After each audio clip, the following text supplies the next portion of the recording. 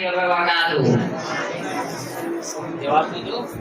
وعلیکم السلام. جواب مائک سے سنا دو.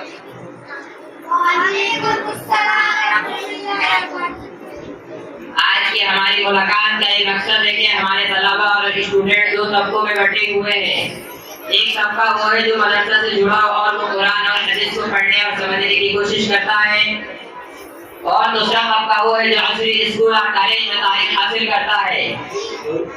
اور دونوں طبقوں کے لوگوں میں اس طرح کی ذہنیت بن جاتی ہے کہ ایک دوسرے کو اپنا مخالف ملت کے حق میں اور عام مسلمانوں کے حق میں مفید نہیں سمجھتے. آج کی اس ملاقات میں ہم نے دونوں طبقوں کے طلباء کو ساتھ بیٹھایا ہے تاکہ یہ دنیا ختم ہو. ہر ایک طبقہ اپنے ذہنی شبہات کو دوسروں کے سامنے ادب کے ساتھ مذہب انداز میں پیش کرے، اور دوسرا طبقہ بھی اسی طرح جواب دے. تو ہم اسکول اور کالج کے طلباء سے درخواست کرتے ہیں کہ وہ اپنی سوالات کی شروعات کریں. السلام علیکم ورحمۃ اللہ وبرکاتہ. میرا سوال یہ ہے کہ آج ملک اور پوری دنیا میں مسلمانوں کے حالات نہایت مسئلہ ہے. نہ اخلاقی تعلیم ہے، نہ بہتر کاروبار، نہ بہتر ڈاکٹر، نہ بہتر لوئرس ہے. خلاصہ یہ ہے کہ ہم ہر میدان میں پیچھے ہیں. ایسے نازک حالات میں مساجد اور مدارس کے پاس قوم کی جگہ ہیں اور ان جگہوں پر بہتر اسکول وغیرہ چل سکتے ہیں، لیکن مدارس والے ایسے حالات میں قوم کو ترقی دلانے کے لیے بہتر ڈاکٹر، انجینئر، گورنمنٹ آفیسر وغیرہ کی تیاری کرانے کے بجائے صرف مدرسے تک محدود ہیں. یہاں صرف حافظ عالم وغیرہ بنتے ہیں. وعلیکم السلام ورحمۃ اللہ وبرکاتہ. آپ سبھی کہہ رہے ہیں ہمیں حافظ و علماء کے علاوہ اچھی بڑی گورنمنٹ آفیسر، بہتر ڈاکٹر، قانون سازوں کی ضرورت ہے. آپ کیا کہہ رہے ہیں کہ مدارس والے اس پر کام کیوں نہیں کرتے؟ ماہر جو ہے، ماہر اقتصادیات اور اکنامکس اسپیشلسٹ ملت کے خلاف سیاستدان بھی تیار نہیں کرتے. میرے محترم بھائی، اس بات کو سمجھیے، آج کے حالات میں مسلم اسکولوں کی تعداد کی کمی نہیں ہے. صرف ہمارا علاقہ بھٹا بستی شاستری نگر میں مکاتب مساجد کی تعداد تقریباً 20 ہے، جس میں کچھ مساجد ایسی ہیں جہاں مکاتب کا کوئی خاص انتظام نہیں ہے، لیکن اسکولوں کی تعداد اس سے زیادہ ہے. اور گورنمنٹ آفیسر جس تعلیم کی بنیاد پر بنتے ہیں وہ تعلیم اسکولوں میں ہوتی ہے، نہ کہ مدارس مکاتب میں. جہاں تک مدارس کی تعلیم کا سوال ہے، مدارس والے دینی علوم، عقائد مسائل، قرآن و حدیث، تفسیر، اسلامی تہذیب و کلچر وغیرہ سکھاتے ہیں، اور ان علوم کی بنا پر ہمارے معاشرے علماء کرام جو شریعت اسلامیہ کو جاننے والے ہوتے ہیں، مفتیان کرام جن کی مسائل پر گہری نظر ہوتی ہے، مفسرین حضرات جو قرآن کو سمجھتے سمجھاتے ہیں، آج انہی مدارس کی دین ہے کہ ہمارے بچے قرآن پڑھتے ہیں، مسجدوں میں امام اور خطیب ہوتے ہیں. اور انہی مدارس کی دین ہے کہ مردہ کو غسل دینے کا، کفن پہنانے کا، دفن کرنے کا طریقہ بتانے والے حضرات موجود ہیں. مدارس تو اپنے مقصد میں کامیاب ہے. جہاں تک سوال ہے بڑی بڑی جگہوں کا، تو میرے عزیز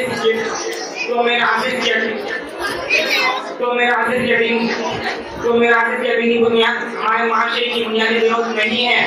بالکل ہے، تو یہ جگہ اسی میں استعمال ہو رہی ہے. اور اب تو بہت سے مدارس والے دینی تعلیم کے ساتھ اور علوم بھی سکھا رہے ہیں. اس لیے آپ کا یہ سوال مدارس والوں کے بجائے دوسرے احباب سے ہونا چاہیے.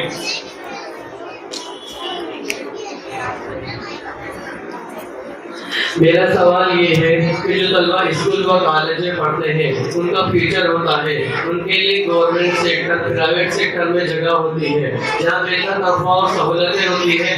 گزرتے وقت اور زمانے کے ساتھ تنخواہ اور سہولیات میں اضافہ ہوتا رہتا ہے، جبکہ جو طلبہ مدرسے میں پڑھتے ہیں ان کا کوئی مستقبل نہیں ہوتا، فیوچر میں کچھ کرنے کی اپرچونیٹی نہیں ہوتی ہے. یہ طلبہ امامت یا مکتب وغیرہ میں لگ جاتے ہیں تو ان کی تنخواہ اس قدر کم ہوتی ہے جس میں گھر چلانا مشکل ہوتا ہے.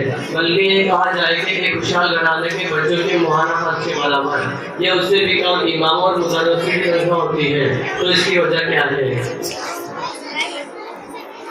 میرے بھائی، آپ نے کہا کہ مدارس کے طلباء کا کوئی خاص فیوچر نہیں ہوتا، یہ حقیقت ہے، لیکن مسلم معاشرے کی بقا کے لیے علماء کا موجود ہونا بدن ریڑھ کی ہڈی سے زیادہ ضروری ہے. اگر علماء نہ ہو تو گمراہی پوری ملت کو اپنے قابو میں لے لے گی اور نتیجہ یہ ہوگا کہ ہم ویسا روپے کے زندہ لاش بن کر رہ جائیں گے۔ یہی وجہ ہے کہ پہلے مسلم حکومت بیت المال سے مفتیان اکرام، قاضی حضرات، مدرسین اور اماموں کی کفالت بہت اچھے انداز میں کی جاتی تھی، لیکن آج اس کا کوئی نظر نہیں ہے۔ یہی وجہ ہے کہ آج کا معاملہ مدارس و مکاتب میں اپنے بچوں کو پڑھانے کے لیے تیار نہیں ہے۔ زیادہ تر مکاتب و مدارس میں غریب مسلمانوں کے بچے ملتے ہیں۔ ان باتوں کو علامہ اقبال نے پیش کیا ہے، جا کے ہوتے ہیں مسجد میں سب آرات و غریب، جا کے ہوتے ہیں مسجد میں سب آرات و غریب، زحمت روزہ کرتے ہیں گوارات و غریب، نام لیتا ہے کوئی ہمارا تو غریب، نام لیتا ہے کوئی ہمارا تو غریب، پردہ رکھتا ہے تمہارا تو غریب۔ ہمارا نشہ دولت میں ہے غافل ہم سے، ہمارا نشہ دولت میں ہے غافل ہم سے، زندہ ہے ملت بیضا غربا کے غم سے۔ جہاں تک سوال ہے تنخواہ کا، تو حقیقت یہ ہے اس مسئلے کے حل پر ہر مسجد مدرسہ، مسلم بستی اور محلے کے ذمہ داروں کو سنجیدگی کے ساتھ غور و فکر کرنی چاہیے۔ جہاں مسلمانوں نے اس طرف توجہ دی ہے، وہاں مدارس کے طلباء کا فیوچر اور مستقبل اچھا ہے۔ خلاصہ یہ ہے کہ اس مسئلے کا حل ہمارے پاس موجود ہے، بس ذرا سی توجہ کی ضرورت ہے۔ بس ایک مرتبہ یہ سوچیں کہ ان وظیفوں میں ہم اپنا گھر چلا سکتے ہیں یا نہیں، پھر جو جواب آئے اس پر عمل کریں۔ میرا سوال یہ ہے کہ جب بھی کوئی مسئلہ پیش آتا ہے تو مدرسے میں پڑھانے والے علماء حضرات مفتیان کرام اس پر فتوے دیتے ہیں اور حالات کی سنگینی کو نہیں سمجھتے۔ اس کا نقصان یہ ہوتا ہے کہ میڈیا مسلمانوں کو بدنام کرنے میں اپنا پورا نظر لگا دیتا ہے، اس کی وجہ سے قومی کئی دقتیں بن جاتی ہیں۔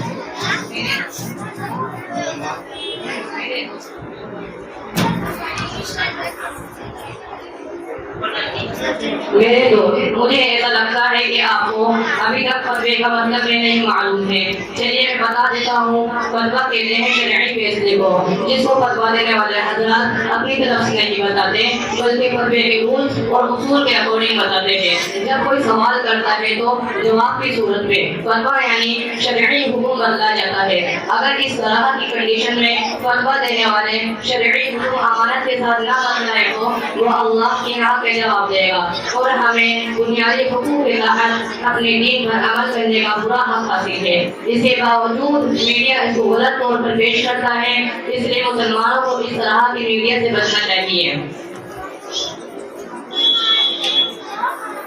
میں یہ کہنا چاہتا ہوں کہ دنیا بدل رہی ہے، آج کا زمانہ ماڈرن زمانہ ہے۔ دنیا کے ہر قوم تینوں طرف سے اوپر اٹھ کر، خاندانوں برادری سے اوپر اٹھ کر ماڈرنائزیشن کی جانب آ رہی ہے۔ ایسے دور میں ہمارے مدرسے میں پڑھنے پڑھانے والے کیوں نہیں بدل رہے ہیں، کیوں سب سے الگ تھلگ رہتے ہیں؟ دیکھیے، اسلام مکمل اور آخری صورت میں دنیا کے سامنے پیش کر دیا گیا ہے۔ اسلام کی جڑیں انتہائی مضبوط ہے، اسلام میں کسی تبدیلی کی گنجائش نہیں۔ اسلام انسانوں کو بنایا ہوا کوئی دستور اور زندگی گزارنے کا طریقہ نہیں، بلکہ یہ اللہ کی طرف سے ہے اور خدائی دستور میں کوئی اختیار نہیں۔ پھر آپ یہ دیکھیے، ماڈرنائزیشن کے نام پر خوبصورت خواب دکھا کر کیا کیا چلائے جا رہے ہیں۔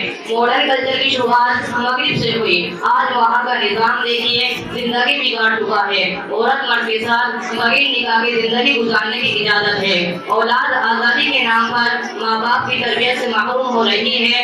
اولڈ ایج ہوم یعنی ایسی جگہ جہاں بوڑھے لوگوں کو رکھا جاتا ہے، مغرب ہی میں جاتا ہے۔ ایسے وقت میں جب ماں باپ کو خدمت کی ضرورت ہوتی ہے تو ان کی اولادیں انہیں وہاں چھوڑ جاتی ہیں۔ عورتوں کو جھانسا دیا جاتا ہے تو انہیں دباؤ اور پریشر میں رکھا جاتا ہے۔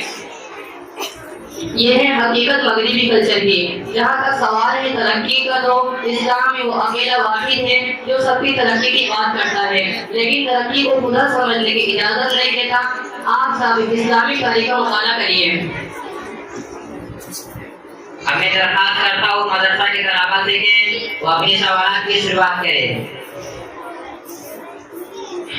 میرا سوال یہ ہے کہ ہم کوئی بھی تعلیم حاصل کریں اس کا مطلب یہ ہوتا ہے کہ ہم اپنے دین، اپنی ملت اور وطن کے لیے مفید قابل بنیں اور اپنے آپ کو بہتر اخلاق اور منگل سے جوڑیں، اور ان سب کا مقصد ہوتا ہے کہ ہماری دنیا اور آخرت بہتر ہو جائے۔ لیکن دیکھنے میں آتا ہے کہ اسکول اور کالج میں جو طلبہ عموماً پڑھتے ہیں وہ اسلامی تہذیب اور سنسکرتی سے دور ہوتے ہیں، اسلام میں رہنا اپنے لیے حق اور شرم کی بات سمجھتے ہیں، اور معاملہ اتنا بڑھ جاتا ہے کہ وہ سب کو حقیر سمجھنے لگتے ہیں، چاہے وہ اس کے والدین ہوں یا علماء دین ہوں۔ بہت سے بڑے لکھے حضرات دیکھنے میں آتے ہیں کہ وہ اچھی ڈگریاں لینے کے باوجود اخلاقی تعلیم سے دور ہوتے ہیں۔ میں سمجھتا ہوں آپ نے جو بات کہی ہے اس کی ایک وجہ ہے، وہ یہ ہے کہ اسلامی سنسکرتی اور تہذیب کو عنوان سے اور اس طرح کے دوسرے ٹاپک پر اسکول یا کالج میں کبھی خاص توجہ نہیں دی جاتی ہے، اس لیے یہ خامی ہوتی ہے، اور اسی وجہ سے ہم لوگ اسلامی مزاج سے دور ہوتے ہیں۔ ہمارا ذہنی سطح اور مینٹلٹی لیول ایسا ہو جاتا ہے کہ پھر کسی کو قبول کرنا بڑا مسئلہ ہوتا ہے، اس لیے ہم ارادہ کرتے ہیں اس جانب انشاءاللہ توجہ دیں گے اور اپنی اسکول یا کالج میں وسیع درخواست کریں گے کہ جہاں دوسرے پروگرام لیکچر ہوتے ہیں وہیں اسے عالم دین کا بھی لیکچر ہونا چاہیے۔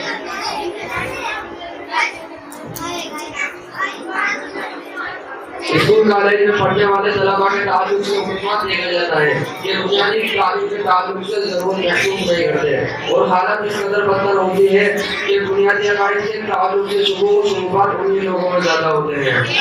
اسی طرح دینی مسائل، مثلا نماز کے مسائل، روزے کے مسائل، پاکی ناپاکی کے مسائل، جنازے کے مسائل سے انہیں لوگوں میں دوریاں پڑ جاتی ہے، اور کہ آپ سب حضرات قرآن پڑھے ہوئے ہیں کہ یہ سب چیزیں ضروری ہیں، کیا مدارس والے مساجد والے اس کام کے لیے کافی نہیں ہیں؟ ہم دوسرے ضروری علوم و فنون سیکھتے ہیں، اس لیے ہمیں اس کی ضرورت محسوس نہیں ہوتی ہے۔ آپ نے کہا ہمیں دینی تعلیم سیکھنے کی ضرورت محسوس نہیں ہوتی، لیکن کیا ہم مسلمان نہیں ہیں؟ کیا ہم صلی اللہ علیہ وسلم کی حدیث نہیں ہے طلب العلم فریضۃ علی کل مسلم، کہ ضروری علم سیکھنا ہر مسلمان کا فرض عین ہے؟ کیا عقائد کا صحیح ہونا ہماری دنیا کی ضرورت نہیں ہے؟ کیا روز مرہ کے مسائل، نماز، روزہ وغیرہ روز کی بنیادی ضرورت نہیں ہے؟ کیا ہم اس قابل ہے کہ اپنے گھروں میں پیدا ہونے والے بچوں کے کاموں کا محفوظ دے سکیں؟ ہر گھر اور خاندان میں موت اور ولادت کے مسائل پیش آتے ہیں، کیا ہم اس قابل ہے کہ اپنے جنازوں کو سنت اور شریعت کے مطابق غسل دے سکیں؟ کیا یہ ہماری دینی ضرورت نہیں ہے؟ جی بالکل، ہم مانتے ہیں ہمیں بنیادی علم دین سیکھنے کی جانب توجہ دینی چاہیے، ہم خود بھی انشاءاللہ اس طرف توجہ دیں گے اور ہمارے دوسرے ساتھیوں کو اس طرف متوجہ کریں گے، اور انشاءاللہ اپنی مساجد میں مکتب کے قیام کے لیے فکر و کوشش کریں گے۔ حضرات، کیونکہ وقت زیادہ لمبی بات چیت کی اجازت نہیں دیتا، اس لیے ہم یہاں یہ صرف بات کر کے بات ختم کرتے ہیں۔ ہم سب مل کر یہ کوشش کریں گے ہمارے یہاں بہتر اسکول بھی موجود ہو، مدارس و مکاتب میں ہمیں یہ سمجھنا چاہیے کہ علم ہوتا ہے، دینی دنیا کی تقسیم درست نہیں، بلکہ جس کو ہم دنیا کے علم کہتے ہیں اگر اس کو درست نیت سے سیکھا جائے اور دین و ملت و خدمت کے لیے استعمال کیا جائے تو بھی دین کا حصہ بن جاتا ہے، اور اگر دینی علوم کو غلط طور پر استعمال کیا جائے تو بھی پکڑ کا ذریعہ بن سکتا ہے۔ اس لیے ہمیں بنیادی علم دین کے ساتھ ہر فیلڈ میں، ہر شعبہ میں خلوص نیت کے ساتھ اور علماء و مدارس و مدارس سے جڑ کے رہنا چاہیے۔ جس طرح ہمارا کلمہ قرآن، نماز، روزہ، کعبہ ایک ہے، اسی طرح ہماری سوچ بھی صحابہ کی طرح ایک ہونی چاہیے۔ ہم خیر امت ہے اور خیر کا کام ہمارا حق ہے۔ وآخر دعوانا الحمد للہ رب العالمین۔ السلام علیکم ورحمۃ اللہ وبرکاتہ۔